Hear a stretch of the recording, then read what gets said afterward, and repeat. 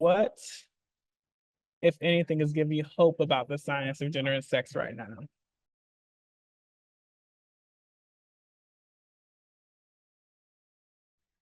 Well, I mean, the reason that I created the GenderSci Lab is that I'm a historian and philosopher, but students from the sciences kept coming on over to my office and saying, how can I do this work and bring it into my scientific research, my methods, my research program, the future I want to build for myself, the shape of a thing I want to build somewhere in the future.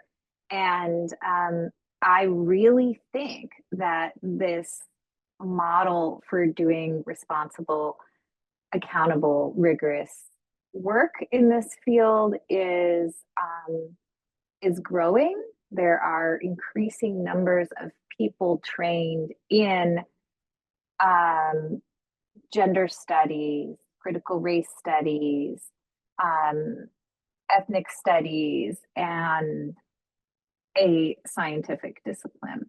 I'm really excited by the creative space that's happening across that. And I don't think that's going to stop. I think it's going to be enormously innovative. And it's scholars like that who are going to be able to be the most impactful, the most mobile in their messages that they put out in the future. And I don't see that changing because when it has to do with people's creative spirit and where they feel the traction, the energy, and excitement, that cannot be crushed by all of this. So I do feel hopeful in that respect. Um, and I see that just in this conversation, the power and wisdom that people are bringing to this moment. So I, yeah, I think certainly, I mean, Elle, learning about your work, a rising generation of trans and non-binary scholars who are creating enormous innovation. They're becoming leaders now. They're running institutes. Um, they are creating new models for scholarship. That's not going to stop. You read recently that as much as 20 to 30% of people under the age of 25 identify as LGBTQ plus or non-binary. There's a lot of people who are impacted by these actions and who are going to be energized to create a different kind of future. So I think it, I remain optimistic on that basis. A lot of people are doing the work. Thank you for that. And I think it's good for us to end on a note of optimism. I'm just going to share a couple of takeaways that I've synthesized. And Sarah, if I leave anything off, please let me know.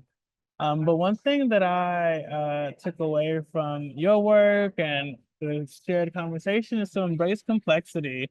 Gender and sexuality are polysemic, to use the word that you shared, and that those definitions are context dependent. And across my comments, across your comments, across the audience, is they lean into that complexity and trust people to be able to embrace it as well.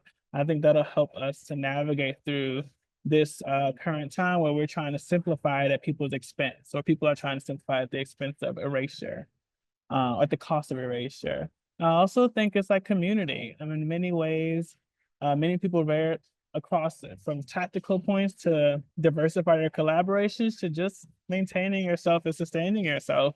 Be in community with other scholars, with people who nurture you. I think that's how you can navigate through this. I also think when it came to the science, Dr. Richardson, Sarah, still moving forward on the frontiers. You're moving into algorithmic fairness. You are moving across all these different disciplines.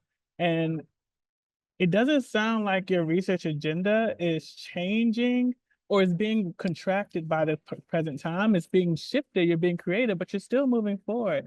And that's what I think we should do, is that we still have to attack those frontiers or embrace those frontiers that we were going to. It might look different, we might have to expand our collaborations, but I think we still have to move forward in crafting that world that we want to see, through science, through activism, and through the last takeaway I want to give is making sure we bring it back to lived experience in transformative ways. So, Sarah, you're going to find you're moving into a community engaged way, and I think that that's going to be, if we really want to make our work be a mirror to the realities that people are seeing, if we wanted to make it be a intervention that can help protect people, then we got to meet those people there.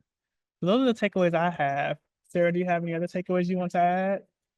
I don't want to add a word. That was perfect. Thank you, Elle.